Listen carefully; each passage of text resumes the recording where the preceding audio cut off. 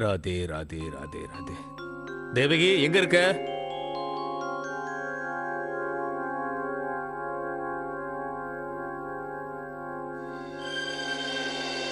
அட என்னாச்சு? வா வா, உட்கார் உட்கார் உட்கார். பாத்து.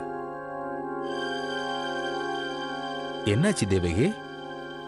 உடம்பு எதுவும் சரியில்லையா உனக்கு? இல்லைங்க, என் உடம்புக்கு ஒண்ணு இல்ல. ஆனா ராத்திரி பூரா சரியா தூங்க முடியல. அதான். இப்ப உடம்பு எப்படி இருக்கு தேவகி? நம்ம வேணா டாக்டர்கிட்ட போய் காட்டலாமா? இப்ப பரவாயில்ல, ஒண்ணு இல்ல.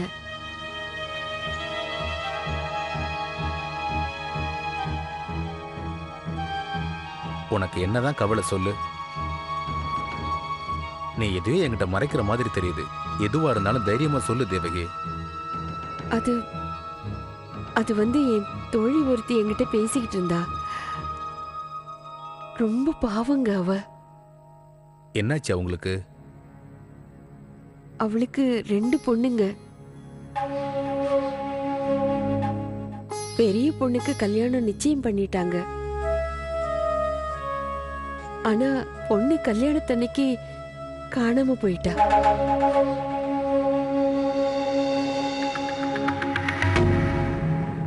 காணாம போயிட்டாளா?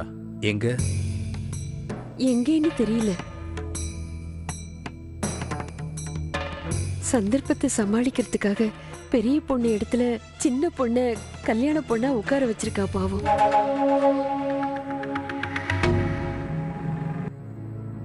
அவளுக்கு வேற வழி தெரியலங்க.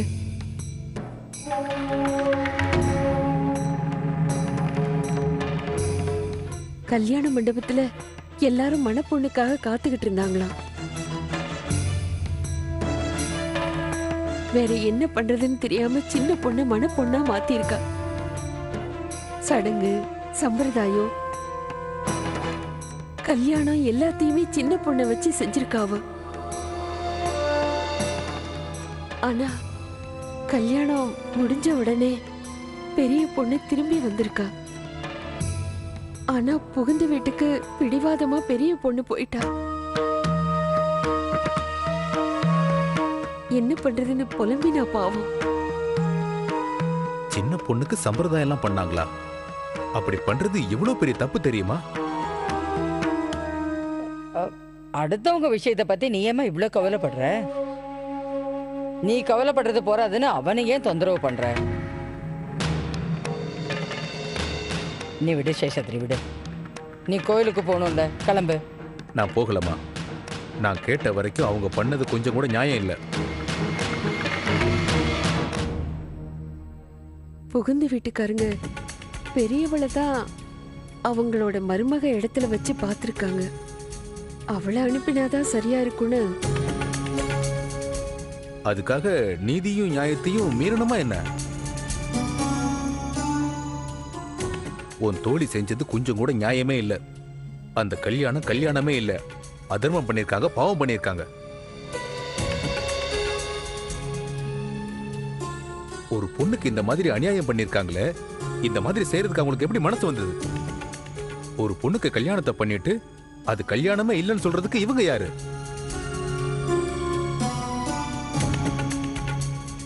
இன்னொரு பொண்ணோட வாழ்க்கை பாழா போனா பரவாயில்லன்னு நினைச்சிட்டாங்களா? முறைப்படி அவளுக்கு கல்யாணத்தை பண்ணிட்டு அவளை வீட்டோட வச்சுப்பாங்களா? வேற என்னங்க பண்ணுவா அவ? ஊரை பொறுத்த வரைக்கும் பெரிய பொண்ணுக்கு தானே கல்யாணம் ஆயிருக்கு. அந்த சமயத்துல என்ன பண்றதுன்னு தெரியாம தானே.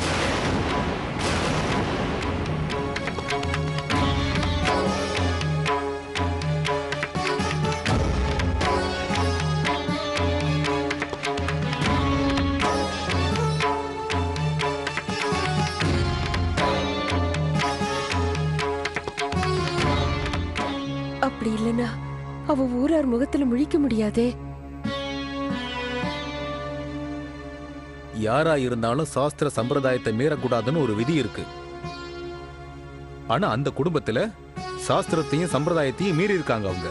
நீ வேணா பாரு, அந்த குடும்பம் நிச்சயமா நிம்மதியா இருக்காது, இருக்கவே முடியாது.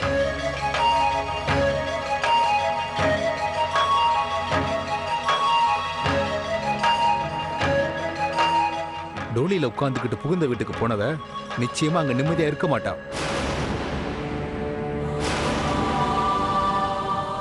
ஒரு அப்பாவி பொண்ணோட வாழ்க்கையை கெடுத்துட்டு அவ அந்த வீட்டுக்கு வாழ போயிருக்கான்னா அது மகா பாவம், பெரிய பாவம்.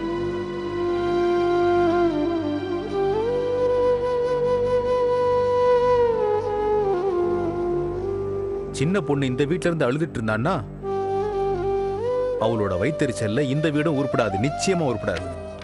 ஓடி போனவளுக்கு வாழ்க்கை கொடுக்கணுங்கிறதுக்காக ஒரு அப்பாவி பொண்ணோட வாழ்க்கையை கெடுக்கிறதா? நிச்சயமா அது மன்னிக்க முடியாத பாவம்.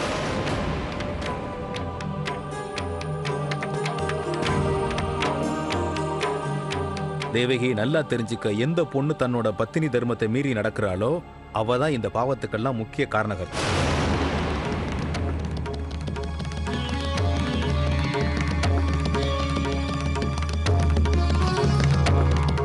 இத்தனை நாள் அவ என்னதான் சுத்தமா இருந்தாலும் அது எல்லாமே வீண் தான்.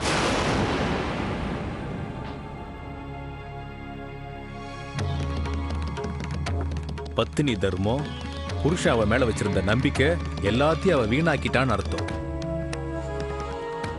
உனக்கு தான் நல்லா தெரியுமே தேவகி, ஒரு பொண்ணு உச்சி நெத்தியில குங்குமம் வச்சுக்கிறதே தன்னோட புருஷன் நல்லா இருக்கணும்னு கடவுள்கிட்ட வேண்டிக்கிறதுக்காக தான். அவ நெத்தியில உள்ள குங்குமத்தை பார்த்து கடவுள் அந்த புருஷனுக்கு எல்லா சௌபாக்கியத்தையும் தன்னாலேயே கொடுப்பாரு.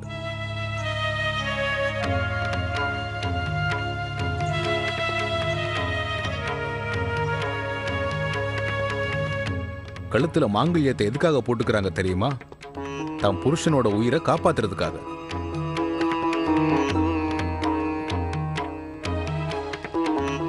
அந்த பொண்ணு என்ன பாவம் பண்ணாலும் சரி, அந்த பாவத்தோட பலன் புருஷனுக்கு தான் போய் சேரும்.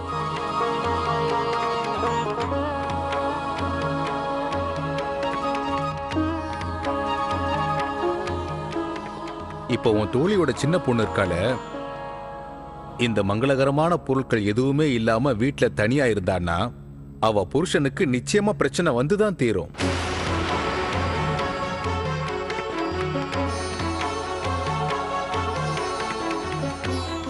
அந்த மாதிரி பாவம்லாம் செய்யக்கூடாது தேவகி. என்ன செய்யறது, இது கலியுகமா போச்சு. ராதே ராதே ராதே ராதே ராதே ராதே.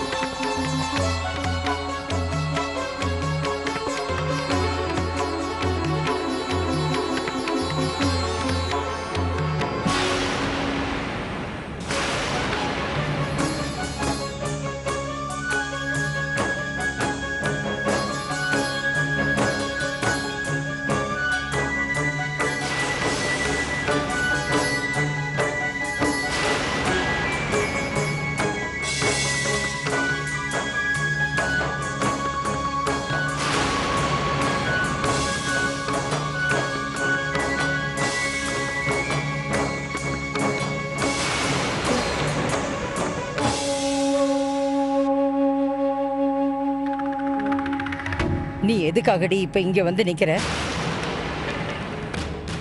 உன்னால இந்த வீட்டுல வந்து குழப்பம் எல்லாம் போறாதா? போ, உள்ள போ, போங்கிறல்ல.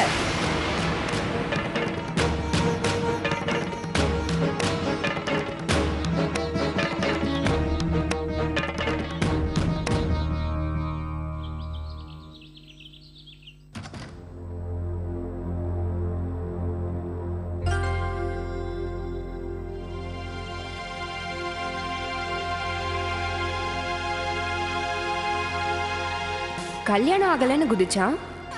இப்ப கல்யாணம் ஆகி புருஷன் மாதிரியே நடந்துக்க மாட்டேங்கிறான். ஆளே வித்தியாசமா இருக்கான். எப்படியோ என் வேலை நடந்தா சரி.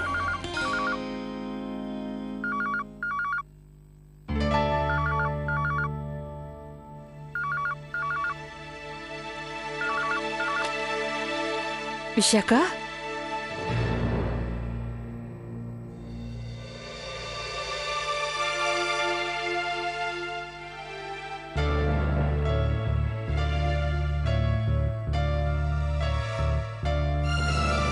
போன்.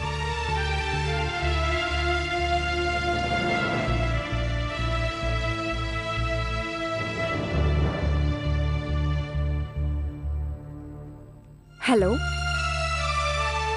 என்னாச்சுமா? போனை எடுத்துட்டு ஏன் கொஞ்ச நேரம் பேசல? அங்க ஒண்ணும் பிரச்சனை இல்லையே? நீ சந்தோஷமா தானே இருக்க? ஆமா, நான் சந்தோஷமா தான் இருக்கேன். மாப்பிள்ளை எப்படிமா இருக்காரு?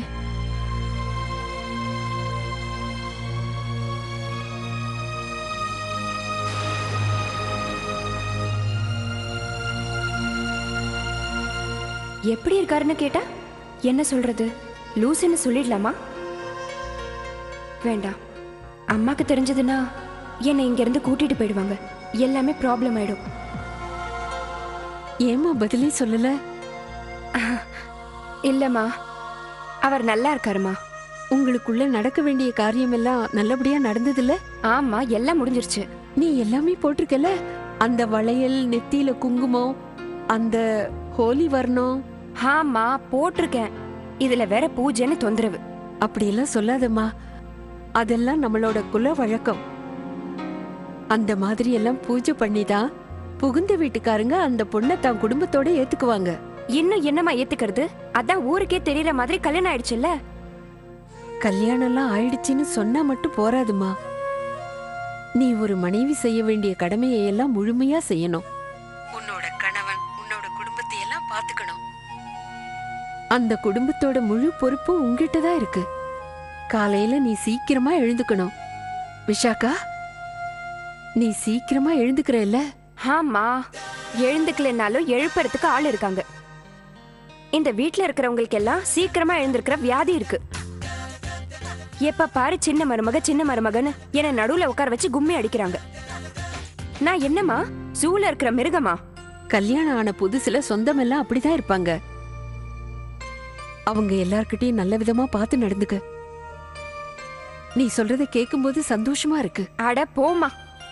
அம்மா போனா குடு குடு. வணக்கம்மா, நான் தீபிகா, விஷாக்காவோட ஓரகத்தி. நல்லா இருமா தீபிகா. நான் அதிகமா யார்கிட்டயும் பேச மாட்டேம்மா. ஆனா உங்ககிட்ட மட்டும் ஏதோ பேசணும்னு தோணுது. அதான் ஆச்சரியமா இருக்கு. என்ன, நீங்க உங்க பொண்ணு கிட்ட பேசி முடிச்சிட்டீங்களா? ஓகேம்மா, அவ்வளவுதான். எப்படி இருக்கான்னு கேட்க தான் ஃபோன் பண்ணேனா. என்னம்மா, நீங்க விஷாக்காவை பத்தி கவலைப்பட வேண்டிய அவசியமே இல்ல. விஷாக்கா எங்க வீட்டு சின்ன மருமகளாச்சே. சின்ன மருமகளை கவனிப்பாங்கல்ல, அதுவும் நாங்க விஷாக்காவை அதிகமாவே கவனிக்கிறோம். நீங்க கவலைப்படாதீங்க. இந்த வீட்ல விஷாக்காக்கு நிறைய அக்கா இருக்கும். இப்ப அவளை பூஜைக்கு கூட்டிட்டு போனோம். கூட்டிட்டு போகவா? கூட்டிட்டு போமா, கூட்டிட்டு போ. ரொம்ப சந்தோஷமா. நான் போனை வைக்கிறேமா. பேசியாச்சா? போன்ல விஷாக்கா கிட்ட பேசியாச்சுல்ல? நான் பண்றது எப்பவுமே தப்பாகாது. என்னோட பேத்தி விஷாகா அங்க சந்தோஷமா தான் இருப்பா. ஏன் தெரியுமா? நான் என்னைக்கும் தப்பான முடிவே எடுத்ததில்ல.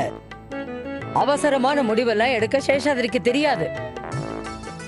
அவன் புத்தகத்துல இருந்து படிச்சுதான் கத்துக்கிட்டான். நான் இந்த உலகத்தை பார்த்து பார்த்து கத்துக்கிட்டேன். அவசரத்துக்காக நாம அப்படி ஒரு கல்யாணத்தை பண்ணினோம். அவ்வளவுதான், விஷயம் முடிஞ்சிடுச்சு. அது மட்டும் இல்ல, தேவாவோட மனசுல எப்பவும் விஷாக்கா தான் இருக்கா, ராதிகா இல்ல. புரிஞ்சுதா?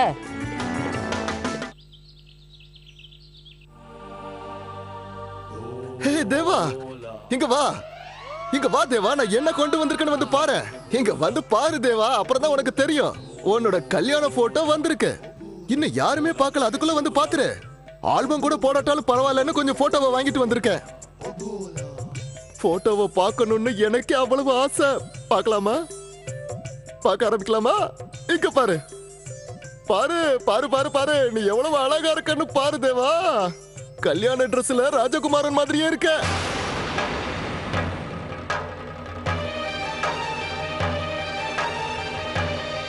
என்ன தேவா இது? இன்னும் அந்த பிரம்மையில இருந்து நீ மீளவே மாட்டேங்கிற. இங்க பாரு, பாட்டி அம்மாவுக்கு இந்த விஷயம் தெரிஞ்சதுன்னா அவங்க எவ்வளவு கஷ்டப்படுவாங்க. பிரம்மையா, அவ முகத்தை பாக்குற வரைக்கும் இது பிரம்ம மாதிரி தான் தெரியும்.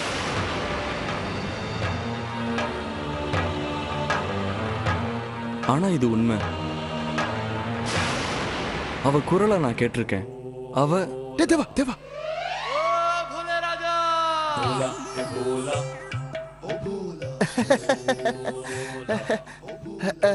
போட்டோ வந்திருக்க, உங்க கல்யாண போட்டோ. நீங்க பாருங்க, நீங்க பாருங்க. தேவா பாக்கட்டும்ல?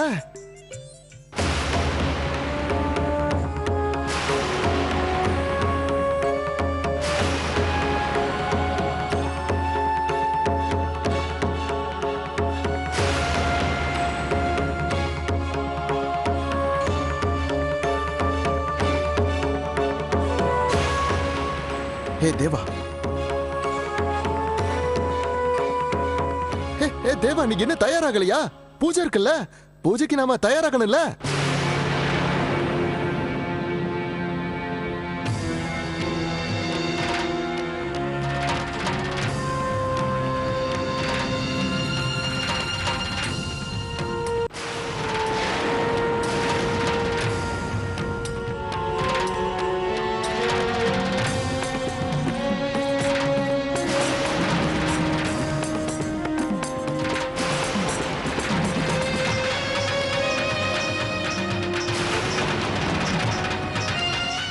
நீ என்ன யோசிச்சுட்டு இருக்க?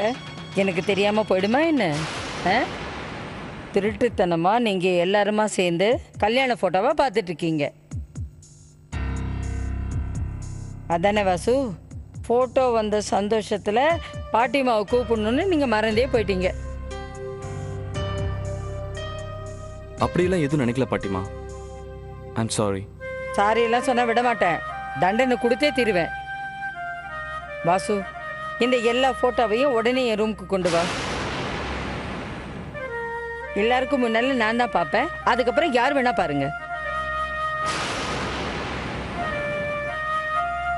எடு, எல்லாத்தையும் எடு.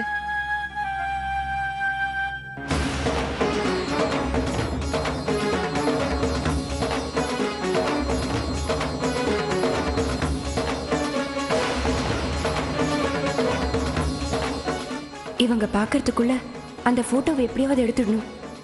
ஆனா பாட்டிமா ரூம்குள்ள எப்படி போறது? சின்ன மருமகளே ரெடியாம்மா? நான் சொல்லியிருக்கேன்ல, இன்னைக்கு தான் மகாலட்சுமி பூஜை.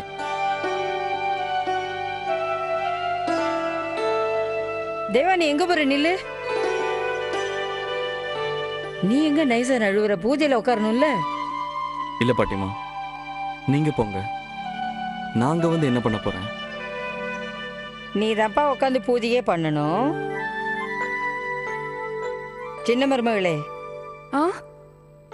இந்த அமெரிக்காக்காரனா பூஜையில கொண்டு வந்து உட்கார வைக்கிறது உன்னோட பொறுப்பு, புரியுதா? நிச்சயமா. சரி, பேசாம வா.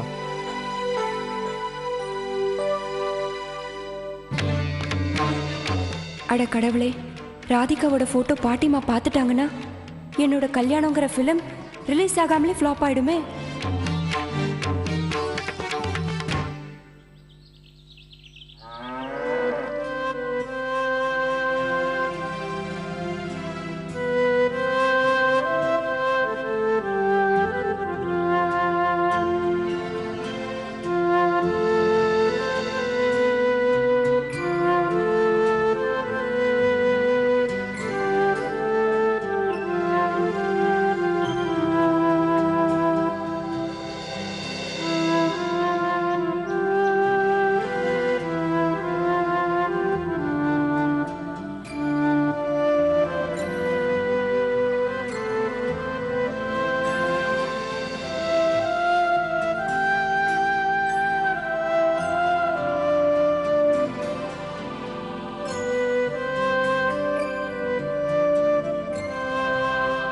ஒரு பொண்ணுக்கு இந்த மாதிரி அநியாயம் பண்ணிருக்காங்களே, இந்த மாதிரி செய்யறதுக்கு அவங்களுக்கு எப்படி மனசு வந்தது? ஒரு பொண்ணுக்கு கல்யாணத்தை பண்ணிட்டு அது கல்யாணமே இல்லைன்னு சொல்றதுக்கு இவங்க யாரு? இன்னொரு பொண்ணோட வாழ்க்கை பாழா போனா பரவாயில்லன்னு நினைச்சிட்டாங்களா? ஒரு அப்பாவி பொண்ணோட வாழ்க்கையை கெடுத்துட்டு அவ அந்த வீட்டுக்கு வாழ போயிருக்கான்னா அது மகா பாவம், பெரிய பாவம். இந்த பொண்ணு ஏன் இப்படி சும்மா இருக்கணும்?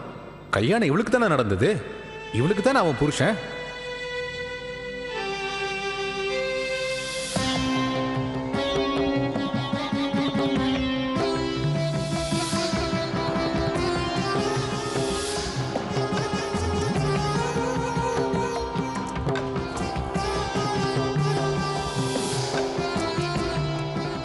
என்னதான் நியாயம் தர்மம்னாலும் யார் அதை எடுத்து சொன்னாலும் பாட்டி நிச்சயமா அதை ஏத்துக்க மாட்டாங்க. என்னோட சந்தோஷம் நிம்மதி எல்லாத்தையும் கெடுத்துட்டாங்க. ஆனா ஆனா அப்பா அப்படி இல்லை. அவர் எப்பவுமே நியாயத்தையும் தர்மத்தையும் மதிச்சு நடக்கிறவர்.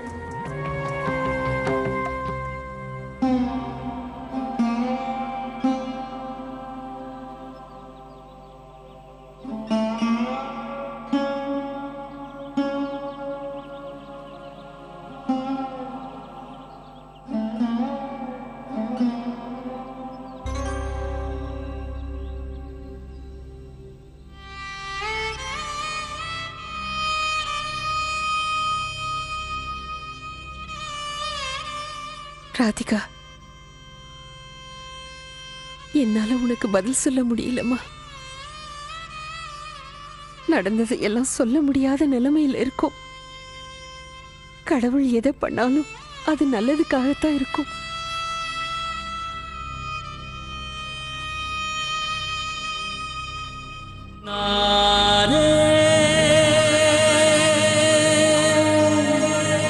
நான்